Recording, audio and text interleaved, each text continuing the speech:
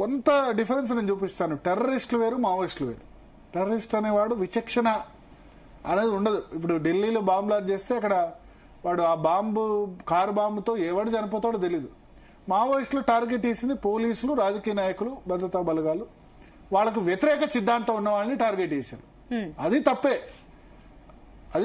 వ్యతిరేక సిద్ధాంతం ఉంటే చంపడం కరెక్ట్ కాదు. నీకు వ్యతిరేక సిద్ధాంతం ఏబీపీ వ్యతిరేక సిద్ధాంతం ఉంటే చట్టాలు శిక్షించడం కాదు. నీ వ్యతిరేక సిద్ధాంతం ఉంటే నీ సిద్ధాంతం బలం పోరాడు. నువ్వు నీ వాదన వినిపించు, వాళ్ళు వాదన వినిపిస్తారు. చంపేయడం కరెక్ట్ కాదు కదా. వాళ్ళు హిందుత్వ సిద్ధాంతం వినిపిస్తే నువ్వు నీ రాడికల్ సిద్ధాంతం వినిపించు. ప్రజలకు ఏది నచ్చితే అది యాక్సెప్ట్ చేస్తారు కదా. సో ఇప్పుడు అడవుల్లో ఉంటే ఏం లాభం? అల్టిమేట్ గా హిందుత్వ సిద్ధాంతం ఉన్న పార్టీ దేశాన్ని వెళ్తుంది కదా. ఇప్పుడు వాళ్ళకి 37-38% వచ్చింది కదా భారతీయ జనతా పార్టీ. ఆ సిద్ధాంతం ప్రజలకు నచ్చింది కాబట్టి 16-17 రాష్ట్రాలు ఉంది. మీరు అట్లాగే పార్టీ పెట్టి కమ్యూనిస్ట్ పార్టీలు ఎందుకు ఇవాళ పరిస్థితుంది? కేరళలో తప్ప ఎక్కడ అధికారం లేని పరిస్థితి ఎందుకు వచ్చింది? కానీ భారత్ ఇప్పుడు సిచ్యువేషన్ కొన్ని గ్రామాలలో, చాలా దూర ప్రాంతాల్లో కానీ, అడవిల్లో ఉన్న గిరిజన ప్రాంతాల్లో కానీ మావోయిస్టులకు స్టిల్ సపోర్ట్ చేస్తున్న వాళ్ళు కొంతమంది ప్రజలు ఉన్నారు స్టిల్. అవును. అంటే దీన్ని ఏ రకంగా చూడొచ్చు? అంటే ప్రజల మద్దతు ఉందనుకోవచ్చు. నేనేమంటా అంటే ఇప్పుడు ఎక్కడ సపోర్ట్ లేకుండా అట్లా ఎట్లా ఉంటది? ఒకళ్ళు ఇప్పుడు మీరు ఒక ఏ ఇష్యూ అయినా తీసుకోండి.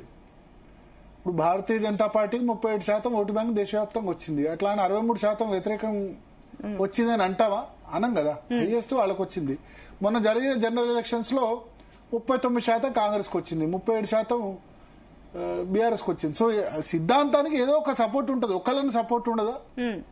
ఇప్పుడు మీరు ఒసామా బిన్ లాడెన్ మంచివాడా కాదా అని పోలు పెడితే మంచివాడే అనేవాళ్ళు ఒక 5-10% ఉంటారు. ఉంటారా ఉండరా? గాంధీని తిట్టేవాళ్ళు ఉంటారా ఉండరా? గాడ్సే మంచి నచ్చేవాళ్ళు ఉంటారా ఉండరా? అంతే. మావోయిజానికి సపోర్ట్ ఎందుకు ఉండదు? ఉంటది. కానీ తగ్గిందా లేదా మీరు చూడాలి. ఒకప్పుడు అన్నలని చెప్పి అన్నం పెట్టేవాళ్ళు, అవునా కదా. ఇప్పుడు మరి ఏం రిక్రూట్మెంట్ ఇప్పుడు అవుతుందా ఊర్లలో? ఒకప్పుడు చాలా మంది చేరారు కదా, అన్నల్లో దళాల్లో చాలా మంది చేరారు కదా. ఇప్పుడు చేరుతున్నారా? చేరట్లే. నేను అందుకనే మీరు అప్పుడు ప్రజల మద్దతు బాగుండే అప్పుడు ఉంది కాబట్టి అంత పోలీస్ నిర్బంధం ఉన్నా, నిషేధిత పార్టీ అయినా, ఏ సమస్య వచ్చినా అన్నలు గుర్తొచ్చేవాళ్ళు ఊర్లో, ఏ సమస్య వచ్చినా. కానీ ఇప్పుడు ఆ సమస్యలు అది చేసే మెకానిజం వచ్చింది.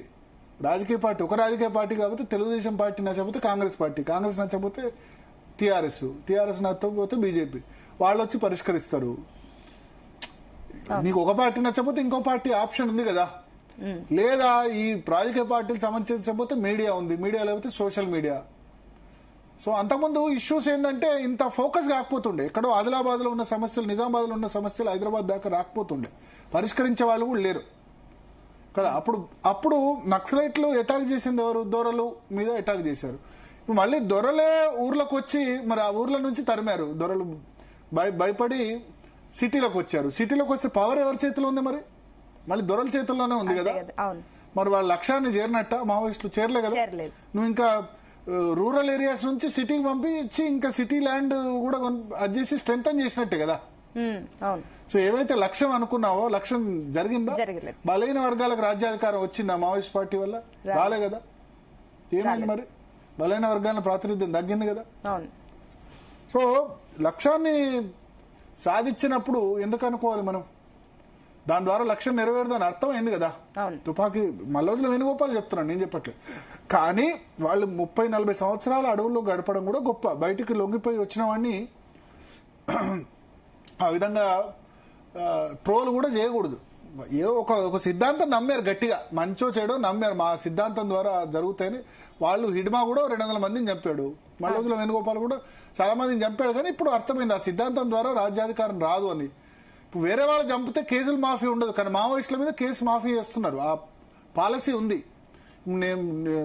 మీరో నేనో ఎవరినో పోయి చంపి నా మీద కేసు మాఫీ అంటే చేయరు కదా.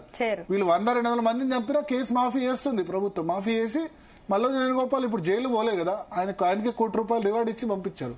సో ఆ పాలసీ ఒకటి తీసుకున్నారు కాబట్టి దానిలో లొంగిపోతేనే బెటరు.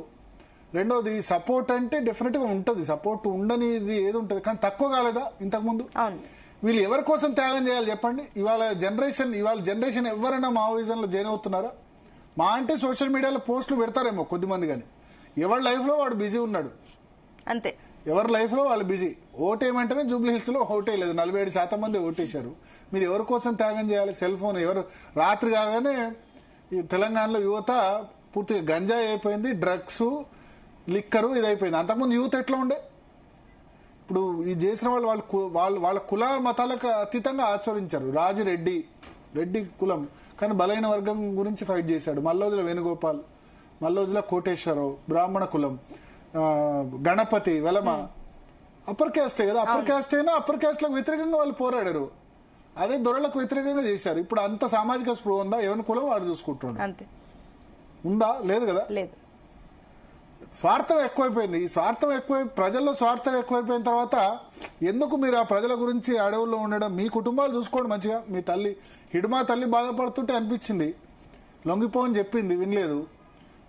కానీ అట్లా అని మరి హిడ్మా కూడా 200 మంది పోలీసులు చంపితే కరెక్టా? 76 మంది సిఆర్పిఎఫ్ జవాన్లు ఏం చేశారు? ఈ కోపం 76 మంది సిఆర్పిఎఫ్ జవాన్లు వాళ్ళు ప్రభుత్వ ఉద్యోగంలో భాగంగా పోయినారు పోలీసులు. వాళ్ళ మందపాత్ర పెట్టి చంపినప్పుడు ఇప్పుడు ఆయన కూడా దీన్ని ఎవరిది తప్పు అని మనం ఏం చెప్పగలం? సో ఒకటి ఇప్పుడు మీ